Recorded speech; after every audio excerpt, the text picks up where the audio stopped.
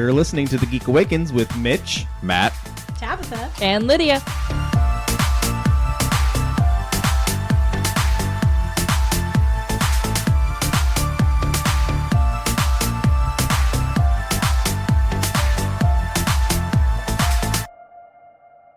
Hey everybody, Mitch here with another edition of The Geek Awakens presents Artist Alley Spotlight. Tonight I am joined by author Braxton A. Cosby. Braxton, how's it going? I'm going well, man. Thank you. Thank you for having me on the show. I appreciate it. Absolutely, absolutely. So we are talking about a duology that's just recently been released. It's all about, and honestly, a pretty interesting historical figure. So what is the elevator pitch for Yasuke? So Yasuke, the character himself, is a very interesting historical figure. He started off as a slave in the Sudan and then basically just had this amazing rise to become the only and first African samurai to ever exist in a time of war-torn feudal Japan. So, especially with this being, a real, like a real story, what was it about his life that made you want to tell it? Well, it was crazy, Mitch. I was on the internet one day just kind of scrolling, you know how we do, and you just find stuff. You come across crazy articles and stuff. And this is book 21 for me. So I've written 20 novels before, done a lot of fiction, fantasy. I'm a huge lover of science fiction. So done a health book, biographies and so forth, some novellas. And not that I was looking to do anything different, but I was always interested after I ran across a couple of authors at some conventions who did historical fiction. So I was looking and I saw Yasuke pop up. I'm like, what is this about, And I've seen some of the takes on historical fiction that were like very far left. You take a character and you just make them almost like a hidden persona, something like Abraham Lincoln Vampire Slayer or Harriet Tubman Demon Slayer. And I was like, I saw Yasuke, this black man with some samurai armor on. And I have a huge affinity for Asian culture. And obviously, I love to research more and more African culture as I can. And so I was like, that's interesting. What is this about? Then I just go and I go another couple of days, get back on the internet again. Now the algorithm has me, so they're starting to send me more stuff that's familiar about this character. And I see the name Yasuke. And it wasn't until I saw a picture of him with this Asian woman and then a child that I was like, hold on, I got to figure out what's going on here. What is this story? And as I researched his life, there was really a lot of historical information on his ascent, his matriculation from the Sudan into Japan, but not a lot about the details of how it all happened, nor about if he really had a family or not, a wife and a child. And so I thought, man, with those elements of what I had known about some of the fantasy, historical fiction, I feel like I had an opportunity to really do something fun here. So it was honestly a joy writing this because as a novelist who does fiction, we can make up stories off the top of our head all day. I can come up with a story. I just need to kind of have a foundation of where I'm going to start and where I'm going to end. So I had the beginning and end that was based in fact. So I just went and I just soaked up as much information, researching everything about feudal Japan at the time in the 1500s. I wanted to know more about Lord Nobunaga and his reign. I wanted to know what kind of leader he was. He was somewhat of a tyrant. He was very powerful. He was a tactician. He was one of the first lords to actually adopt the use of handguns and military weaponry, traditional military weaponry, Western weaponry, in his fighting against some of the factions and the other lords in Japan. So that was like really amazing. And I wanted to know about the geography of Japan at that time. I wanted to know about the weather systems. I wanted to know, did they have long winters? Did they have small, short falls? I want to know about their religious system, their commerce. What did they use to get money? What kind of trade were they involved in? And of course, the various different lords and houses and warring factions that came against Lord Nobunaga at the time. I wanted to know about their religion. So there were Buddhists, there were ninjas, all that stuff. And it was just the makings of a fantastic story. And all I had to do with these historical building blocks, I just had to weave together the fictional prose that became the mortar that held everything together with a lot of twists and turns. I wanted to have a lot of elements, a lot of tropes, I tell people that some of the main themes of this story obviously is the fish out of water, taking Yasuke from being a slave in the Sudan to an entirely different continent, different culture, different fighting style and everything. And then also the odd couple with him pairing with Lord Nobunaga. Why did Lord Nobunaga elevate him to such a high status? And then there was the dichotomy of the teacher and the learner, the mentor, where he ends up pairing with a character who I created called Ashtumayo, who was this blind kind of caretaker who basically trained and brought up Lord Nobunaga, and now he was being handed Yasuke as well. So a lot of great elements and things that came about with the story, and it just the more I just poured into it, the more it gave back to me, to be honest. So saying that you like fell down this rabbit hole is like a huge understatement. Yeah, for sure. And I had found, when I looked up like stories of Yasuki, I found there was an animation out there. There was a lot of fictional biographies on him, but I mean, not fictional. There was a lot of nonfiction biographies on his life, but there wasn't anything historical fiction. So this gave me a great niche to kind of drop into. So when people look up Yasuki, they'll find my story if they're talking about just historical fiction. And that is one of the really cool things about like especially when you're trying to find, like just a spark for like one thing and then just like comes at you out of nowhere and just snowballs the way that it did for you. That's really so cool. Yeah, it was amazing. And like I said, it was just a joy. I go back to the outline so many times now, and I just find other things like, oh my God, I forgot I put that in there. That was like so cool. And those scenes just came across so powerful, and I had an opportunity to, you know, create characters who I had kind of embody great storytelling and other stories. Like you say, always have a mentor, like a sensei kind of thing. And then just really uh, bringing Yasuki into this new culture. So I had things done where they basically washed him for the first time and cleaned out his hair. And the ladies of Japan used different techniques to actually clean his hair and rebraid it. And so it was all of this. He was literally becoming modernized in their culture as much as he was being pulled from his old. So there was this nice slow tug and pull as he's being pulled from his African culture into this Japanese, being indoctrinated into that so that he can be prepared to become the person who he ultimately did evolve into over time. So both parts of this, story, they're out now. Book one, it's a prose novel, but book two is a graphic novel. Yes. So what prompted you to tell this story in like two different mediums? So I've written, I mean, I've got a 5 book series of the Cape, which I love, the superhero series. I got a trilogy with the Star-Crossed Saga, which is now kind of branched off into a bounty hunter series called Steel Rain.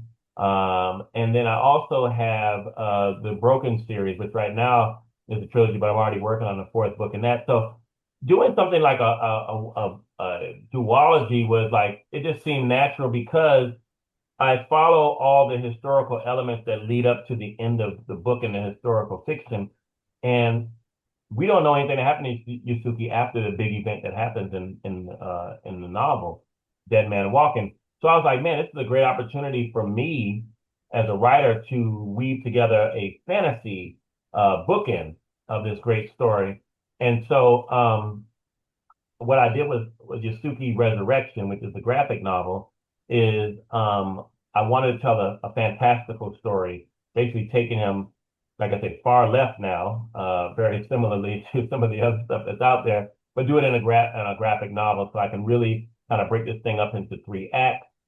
And then also kind of just take the readers on this journey since you've already been introduced to Yasuke and you know how he does things. Now you can see him fight. I say that I pay homage to some of the old Japanese fight movies where people kind of run off the walls. I love Crouching Tiger, Hidden Dragon, those types of things. So it's really similar in that because I put him in this new world where those rules of like gravity and stuff don't apply, so you can cheat a little bit, and it kind of explains itself. I also got a chance to get this big beautiful sword in here called the Basag. So paying a little bit of a tribute to the Final Fantasy with the big sword like Final Fantasy 7 and things like that. So I was able to weave together a lot of things. I introduced some new characters who I think are going to be great going forward. The way, if people don't know much about Cosby Media Productions, I'm the CEO of a small press company down here in Atlanta. We've published over 30 authors with 60 different titles in ebooks, audiobooks, and paperback. And our comic imprint is Star Child Comics. And what we do is we call ourselves a hybrid publisher. We tell our stories in both novels and comics and graphic novels. So you may start a story in a comic and it'll branch off into a novel, and then it may go back to a graphic novel, or it may start off in a novel and then go to a comic and then a graphic novel. And we call those books one, two, and three, even though they're in a different form of medium for storytelling, you know? And so I think it was a great opportunity for me again to jump back in with that philosophy in mind and say, hey, here's the historical fiction, here's the graphic novel, this duology is complete, and still have the door open that if I wanted to dive in and go further with Yasuke, I can do that because of the way I kind of ended both of the stories. Cool.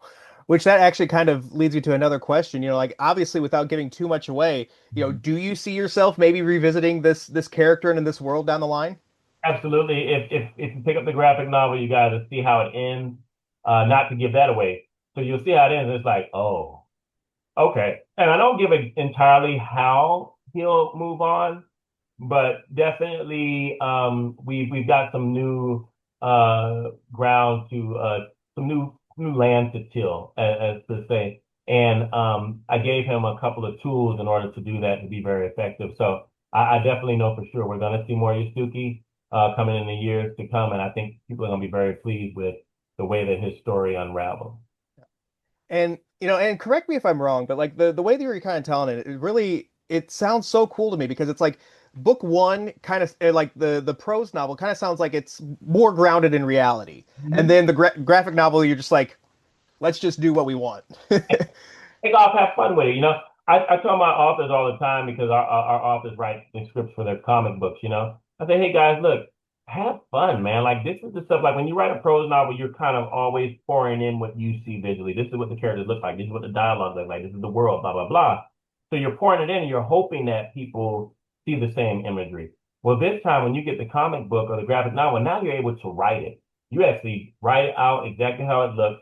The artist puts it to paper, you approve it, we keep it going, and now people can actually see the true visual representation of what is in your head. So to me, it was time to like take off running, make Yusuke the character who I wanted, but still keep him grounded in a very story that feels very real, even though it's fantasy. I'm a huge stickler for three-act structure. So even in my comics and my novels, people are going to get a complete story of that hero's journey from beginning to end. And so as much as it's fun and it's fantasy, it's still grounded in a lot of the things that I think people get connected to characters with. And the world of Yasuki, whether it's in the fantasy world that he falls into in the graphic novel, or even in Fuel Japan, the world is its own character. And so I really wanted to be intentional about doing that as I did all that research. I tell a lot of the descriptors and the narrative quite naturally without exposition in the way that the characters are talking about. Hey, Lord Nobunaga has this big meeting table where everybody, a council where they come in. He's got his master of coin. He's got his trusted generals. He's got everybody there, and they talk about how the day is going, the weeks are going, how are we doing with food and supplies. So all that is carried out in that form of exposition rather than saying, the commerce that we use and blah blah. I didn't want it to be boring. I wanted to be in storytelling and use that magic of just natural dialogue to really give all the details to the reader. So the second book, Yasuki Resurrection, that's the graphic novel. Tell us about the who else is on the creative team on that book? Me. We use one artist. We have a fantastic IP that was created by one of our authors, Tayo Champion, called ANVK, which is African Ninja Vampire Killer. Yeah. So it's kind of cool because it's got those four letters and it's kind of very similar to TMNT in that, Mhm. in that aspect that this thing means something else.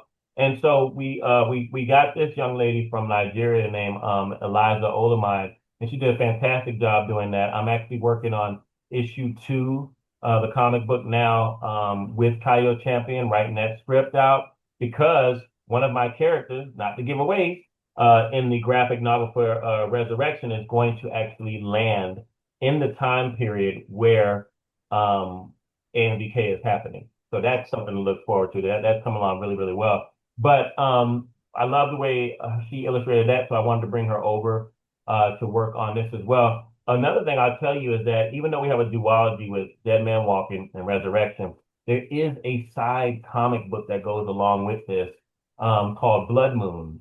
And Blood Moons is a Yasuke story. Takes place, it's basically the origin story of the main antagonist of the Resurrection graphic novel, but we introduce that narrative in the historical fiction. So we introduce that character, kind of like this demon that lives out in the forest and nobody goes to that part of the forest, so stay away. It's kind of teased.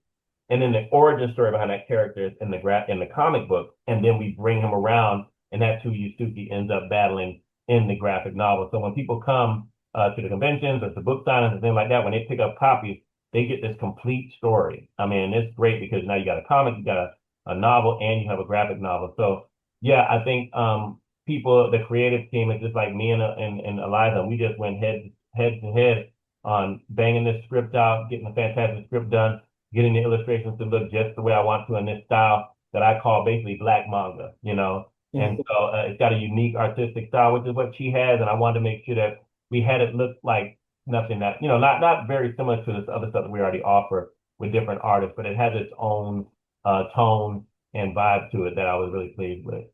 Nice, nice.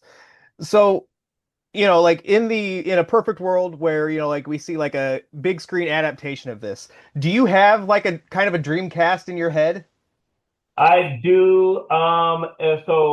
Just for Yasuki himself, I see Idris Elba. Okay. I think that would be fantastic. I don't have a lot of the other players because I think that it would be great to kind of cast people who we haven't seen before, especially when it comes to the Japanese actors, because there's a lot of people we've seen over and over again. You get the same Japanese actor, and it's like, and I know that they're older. It's like, hey, can we just pass the baton to some fresh faces, you know? And so I would love to do that, but I do see Idris as Yusuke. I think that would be fantastic.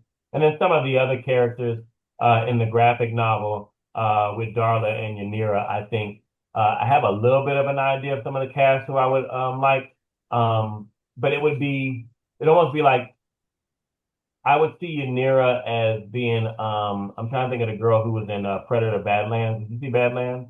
I am not much of a Predator fan. You don't have to be. Are you a sci-fi fan? Yeah. You got to see Badlands. And I'm Okay. telling you that the same way. I was like, I grew up, I'm much older than you, I'm probably.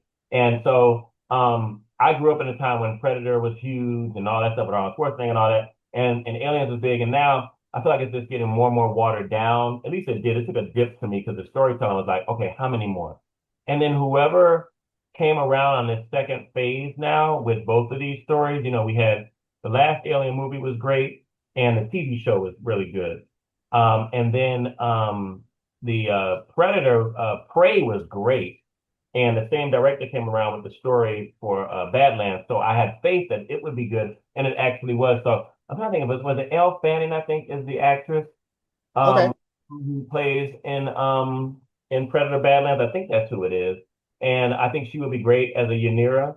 And I don't have a young actress yet for Darla, but I'm sure we can easily cast that.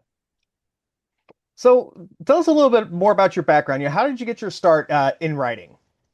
I am a physical therapist by trade. In high school and in college, I detest multiple choice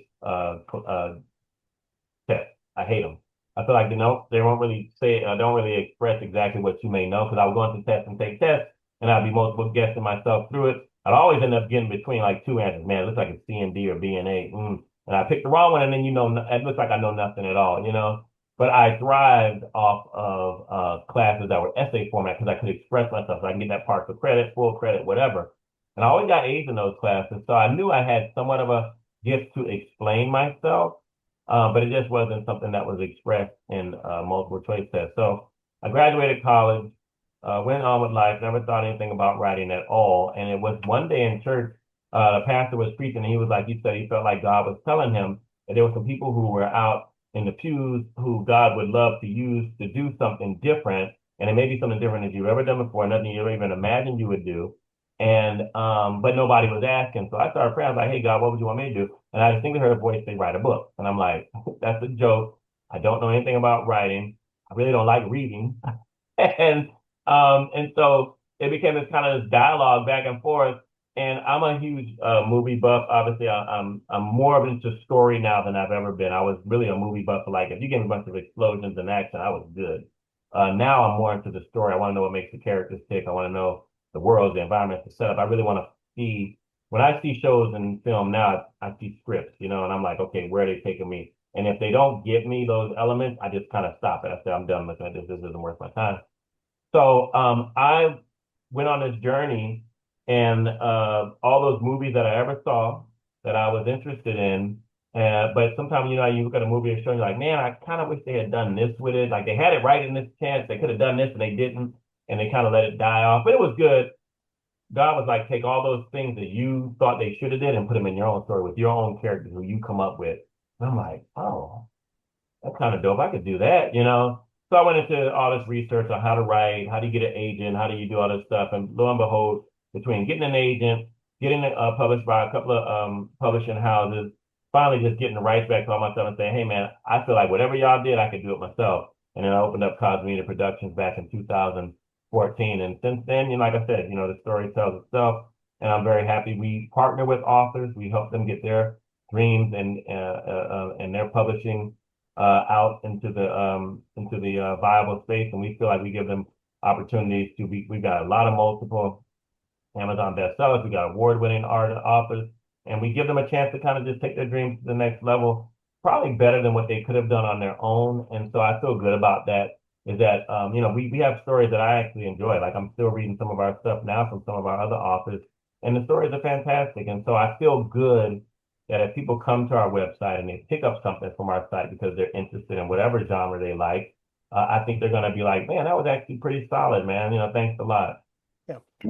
And I'm sure I'll ask you again later, but since you brought it up right now, what is your website so that people, like if they're listening right now, like, wait, I have to buy all of these. www.cosbymediaproductions with an S.com. Awesome. So you've written prose, you've written graphic novels, you've also written a couple screenplays. Like when you come up with an idea for something, how do you decide like what medium to tell it in?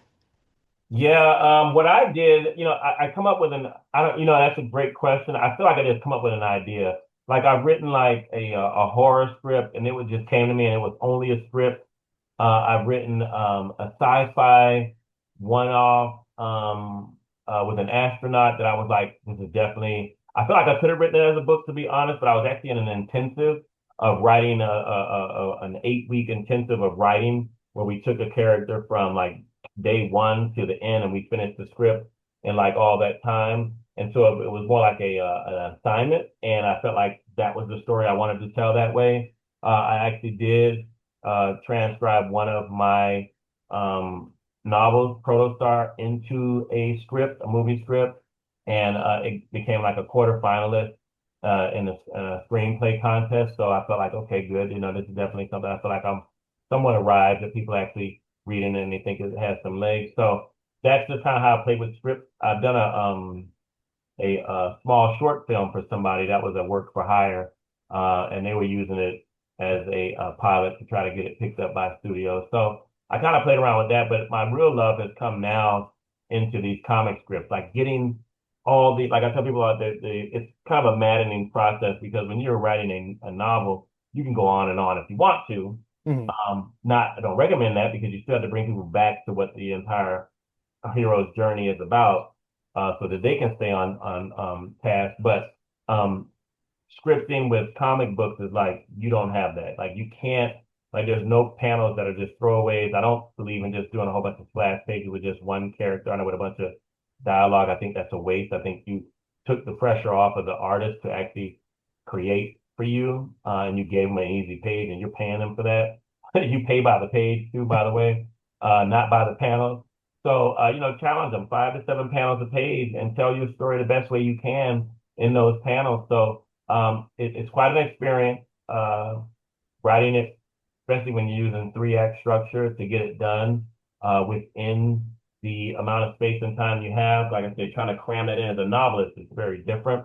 If I had started off probably as a comic script writer, it probably would have been much easier, but I wouldn't have learned all the um, different ways you actually go about um, creating a story and putting all the elements that you think people are attracted to and will attach to had I not gone through writing novels first. So I feel like the growth and the finally me landing the pathway to land into comic script writing was one that was, you know, definitely necessary for me, at least the way that I think.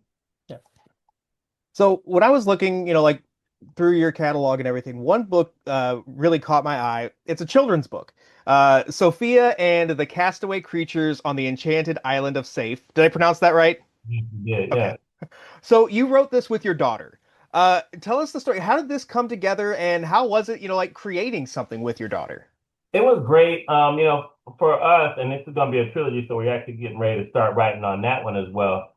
For me, it was just like, hey, what do you want to do? And she comes with me to my conventions. She comes to my book signings, and she learns how to like talk to people. And she's done two book signings herself, obviously with the book. And I tell her, tell people what your book is about. So she's kind of learning the business. And so I asked her one day, like, did you ever want to write a story? And she kind of told me, she gave me some ideas.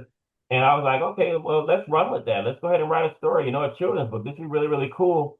And I wanted to kind of incorporate what I do working with children with disabilities. So I said, it'd be really, really cool if we had some kids who had disabilities, and talk about what makes people special, even though they're different.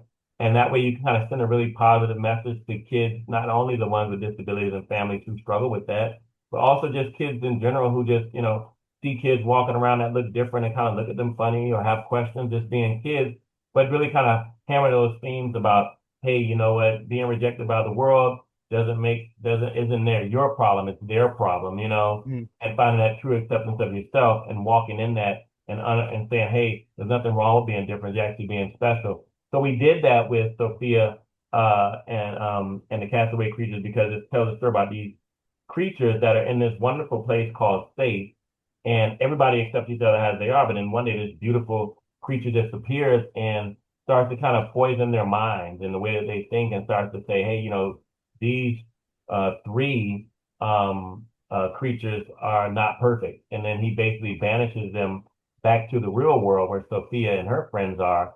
And when Sophia and them run into him, one friend is in a wheelchair, the other friend has hearing aids, so he can't really hear right and stuff like that. So we have an opportunity for them to connect with these creatures who have been rejected, and now they want to get them back to the land of faith and overthrow the character whose name is Disease, but it's spelled Dizz, Ezz,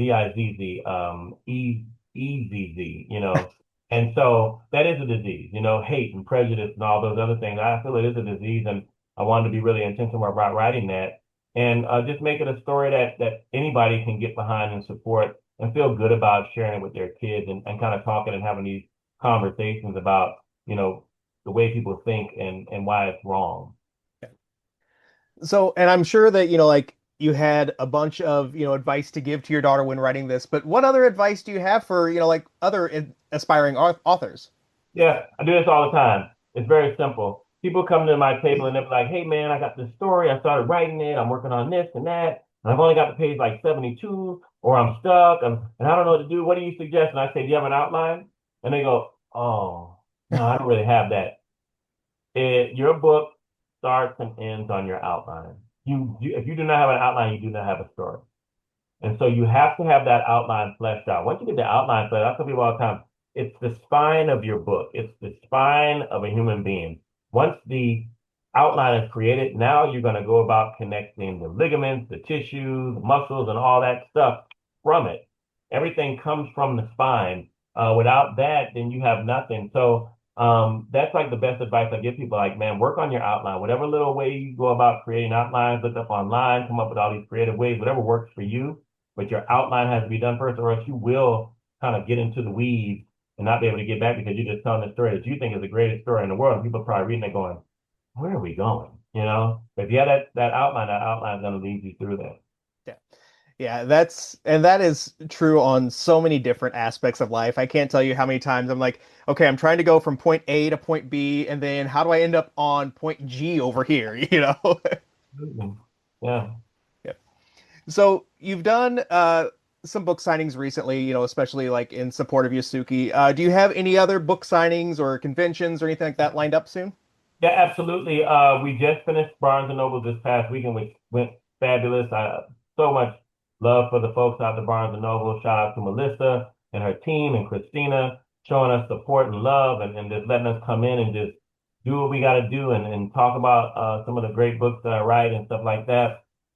We also went to Liberty Books before, so we kind of kicked off everything in February with it being Black History Month. It was such an honor to write a fabulous character like Yasuke.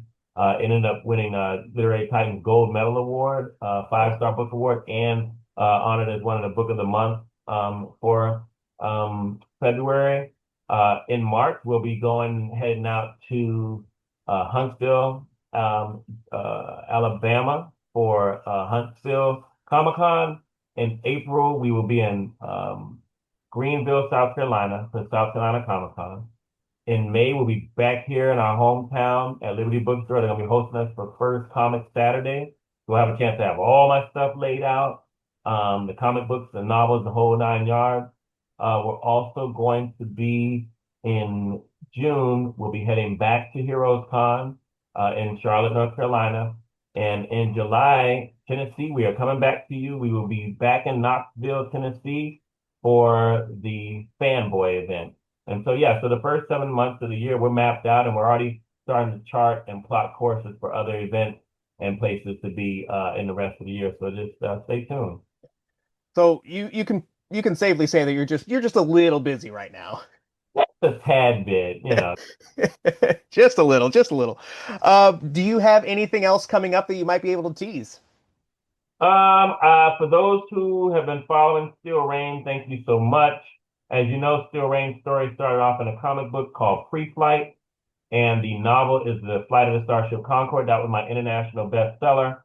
And yes, it has the next book coming out later this year. It is the next comic book. So we have a comic, we have a novel, and we have another comic book, which is going to lead us into my next sci-fi series in that same world of the Red Gemini Chronicles. That website is live, guys. If you go to redgeminichronicles.com, you'll be able to see a lot of the stuff that we already have out for that. That's kind of like my how Star Wars is the umbrella term. The Red Gemini Chronicles is mine, and under that we have the Star-Crossed Saga. We have the hero stories with Steel Rain. So yes, the next iteration we'll be working on for next year. But in the meantime, look out for issue 2 of the comic, book 3 of the Steel Rain saga. That will be coming out this year. And like I said, we will be working on issues 2 and 3 for the next AMVK comic book. So hopefully we'll get those out by the end of the year as well. How can people find you online? You guys easily go back to the website, www.cosmediaproductions with an S.com. There you'll find links to our social media for Instagram and Facebook.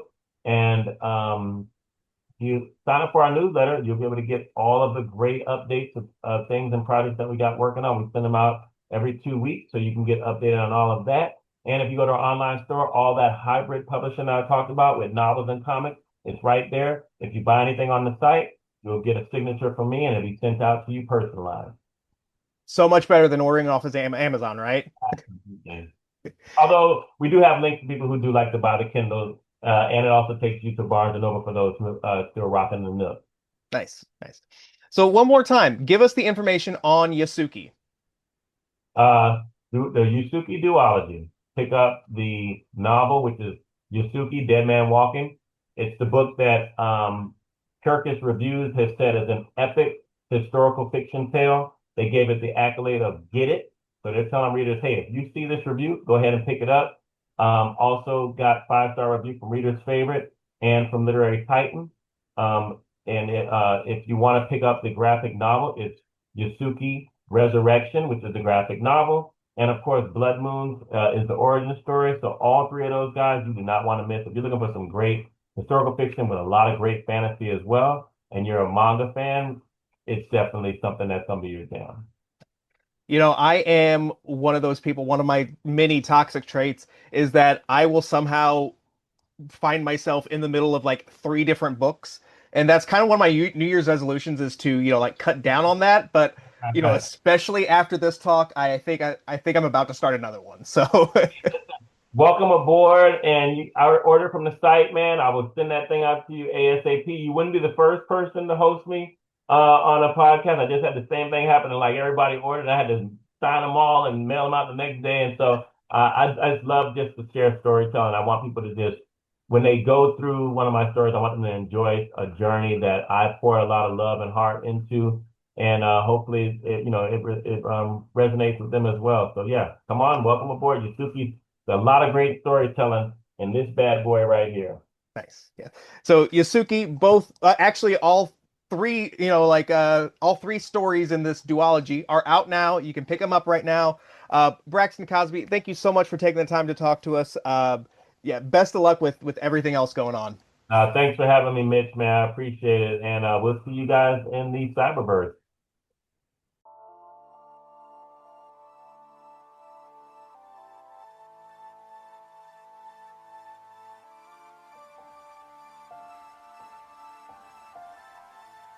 That's going to do it for this episode of The Geek Awakens. If you have any questions, comments, or concerns, then shoot us an email at thegeekawakenspodcast@gmail.com. It would be a shame if you didn't follow us on Facebook and Instagram at The Geek Awakens Podcast or on Blue Sky at The Geek Awakens. Music provided and created by E. Cannon Beats. Logo created and designed by Shay McCain. That's it for this week. We're boldly gone.